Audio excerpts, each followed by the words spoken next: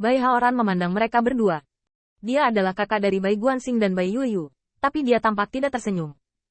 Ketika dia melihat ke arah Qin Yichen, dia hanya mengangguk sedikit, dan bahkan mata para dewa mengandung sedikit permusuhan. Segala sesuatu sebelumnya seperti ilusi, tetapi Qin Yichen tahu bahwa klan Bai jelas tidak sesederhana kelihatannya. Dan hanya Bai Yuyu, yang masih dianggap gadis kecil, bisa riang. Kapal ilahi terbang jauh, tetapi Qin Yichen tidak bisa menahan cemberut saat menghadapi angin dan salju yang melolong. Niang, apa yang terjadi dengan klan Bai itu? Mereka semua datang ke klan Bai. Bukankah seharusnya kau memberitahuku? Klan Bai bahkan dapat memiliki beberapa kaisar raksasa, yang tampaknya tidak dapat ditekan oleh 10.000 klan sama sekali. Tetapi para kaisar dan orang-orang kuat itu menganggap Hua Jingnan sebagai musuh. Dapat dilihat bahwa Hua Jingnan juga sangat marah. Dia melihat ke gunung yang tertutup salju di sepanjang jalan. Niatnya untuk membunuh di matanya yang cerah tidak bisa disembunyikan. Stargazing telah mengatakan bahwa mereka tidak layak disebut klan Bai. Mereka adalah sekelompok sampah. Kapal dewa perlahan-lahan bergerak melintasi es dan salju, dan akhirnya tiba di puncak gunung yang tertutup salju. Kapal dewa turun, dan beberapa tetua datang untuk menyambutnya, dan ada sebuah rumah di kaki gunung yang tertutup salju. Rumah itu tidak kecil, tetapi tidak memiliki suasana megah yang dibayangkan Qin Yichen. Rumah itu megah, dan diundang ke dalam rumah. Ada perapian di dalam rumah, dan rumah itu penuh panas, bahkan siap untuk keramahan. Ada berbagai jenis burung peri emas panggang dan rangkaian buah-buahan ilahi yang mempesona. Selain itu, ada 5 orang tua yang menyapa Qin Yichen secara berturut-turut. Semuanya adalah paman dan paman Bai Guanxing, serta kerabat dan paman. Namun, tidak satu pun dari 5 tetua ini memiliki kaisar yang hebat, dan Bai Chang yang dilihat Qin Yichen sebelumnya sudah cukup untuk menyaingi Ke Tiangxuan. Tapi 5 tetua yang sangat baik kepada mereka, saya khawatir jumlah totalnya tidak cukup untuk mengalahkan Tiangxuan. Celah ini membuat Qin Yichen sangat bingung. Saudara Tiangxuan, ayo, pertama-tama minumlah secangkir minuman khusus klan Bai saya untuk menghangatkan diri Anda. Bapak bangsa akan segera datang. Ke Tiangxuan juga sangat sopan, dan tidak membenci sesepuh ini karena ini. Dan Bai Haoran juga melengkungkan tinjunya pada saat ini. Mani, 2 tetua, silakan ikut dengan saya. Guru memiliki masalah penting untuk didiskusikan. Ke Tiangxuan tidak. Hati-hati, bagaimanapun, hubungan antara ras manusia dan suku Huaxu dan suku Bai tidak biasa. Yang mengejutkan Qin Yichen adalah bahwa di ruang minum antara Ke Tiangxuan dan beberapa tetua, dia bahkan mendengar bahwa Bai Haoran juga merupakan master dari Bai Guanxing, seorang kontemporer. Patriark Bai. Ternyata Brother Stargazer adalah seorang patriark. Qin Yichen sangat ingin tahu, Bai Chang begitu kejam sebagai wakil kepala, jadi bukankah guru Bai Guanxing, kepala Bai Ze, akan menjadi seorang kaisar? Bahkan jika dia bukan seorang kaisar, dia harus kuat. Tapi Qin Yichen mengerutkan kening.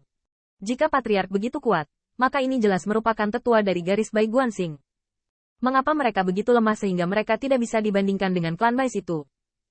Namun, sebelum Qin Yichen bertanya, dia melihat mata Bai Haoran tiba-tiba mengarah ke arahnya, dan bahkan secara bertahap menjadi dingin, menyebabkan api di perapian berkedip.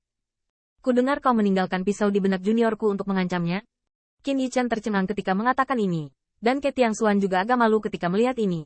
Kesalahpahaman semuanya adalah kesalahpahaman. Adik laki-laki, Tianxing dan saudara Ling juga tidak saling kenal. Mereka juga dipaksa untuk tidak berdaya saat itu. Tianxing, cepat kumpulkan pisaunya kembali. Aku tidak tahu bahwa Qin Yichen belum mulai. Tapi Bai Haoran berkata dengan dingin. Tidak, tuanku bisa menyelesaikannya sendiri. Kamu, ikuti aku juga. Bai Haoran secara alami mengacu pada Qin Yichen, dan mata yang terakhir berkedip. Ini mungkin alasan baginya untuk melihat Patriark Bai Ze.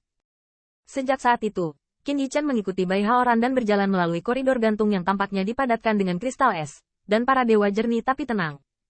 Akhirnya, sebuah aula besar muncul di mana sesosok tua duduk bersila.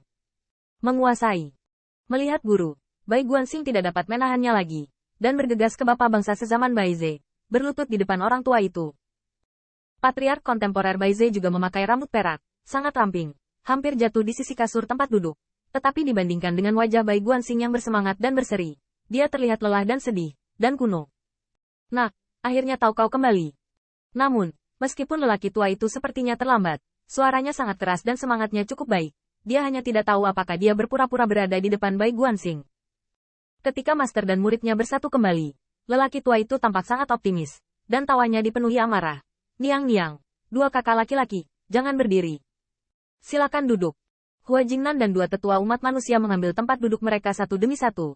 Dan lelaki tua itu mengangkat tangannya, dan kasur terbang menuju Qin Yichen. Orang tua itu penuh dengan kebaikan, dan matanya bersinar cerah, dan dia juga melemparkannya ke arahnya. Yi Chen, selama bertahun-tahun, kamu telah bekerja sangat keras untuk merawat bocah bau ini.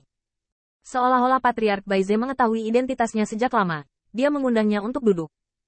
Yang terakhir juga dengan hormat membalas. Patriark Bai dipuji secara tidak masuk akal. Saudara pengamat bintang seperti saudara laki-laki dan perempuan saya, dan bantuannya membuat saya tak terkalahkan. Namun, Qin Yi Chen duduk dengan aman, tetapi dia melihat Bai Haoran dengan linglung. Yi Chen, tanda seru. Kamu bukan. Bertemu dengan tatapan tertegun Bai Haoran, Qin Yi Chen juga terpana.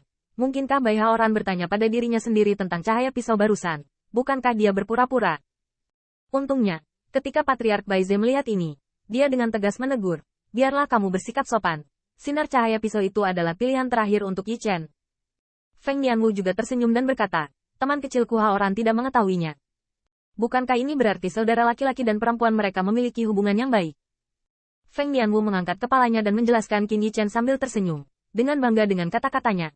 Teman kecil, Feng Tianxing ini adalah keturunan ras saya, Qin Yi Chen. Qin Yi Chen. Bai Haoran tercengang. Nama ini, saya ingat ada satu di Tusan lebih dari 20 tahun yang lalu. Jadi itu kamu. Persis. Qin Yi Chen tersenyum dan mengepalkan tinjunya, hanya untuk melihat bahwa permusuhan dan kewaspadaan di mata Bai Haoran menghilang setelah mengetahui semua ini. Meskipun dia belum pulih akal sehatnya, dia tulus dan ramah. Ternyata itu saudara Qin, saya salah paham. Saya masih menjadi pengamat bintang oleh Anda. Setelah mengetahui semua ini, Bai Haoran tidak bisa menahan diri untuk tidak meminta maaf atas apa yang dia lakukan barusan. Dia hanya berkata, sambil melihat Patriark Baize, mengeluh sedikit.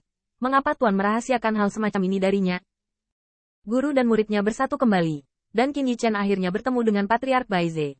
Tetapi melihat bahwa pada saat ini, Bai Guanxing melepaskan diri dari lelaki tua itu, dan bahkan menekan bahu lelaki tua itu, perasaan kerinduannya berubah menjadi air mata. Tuan, saya telah mengikuti suami saya dalam beberapa tahun terakhir.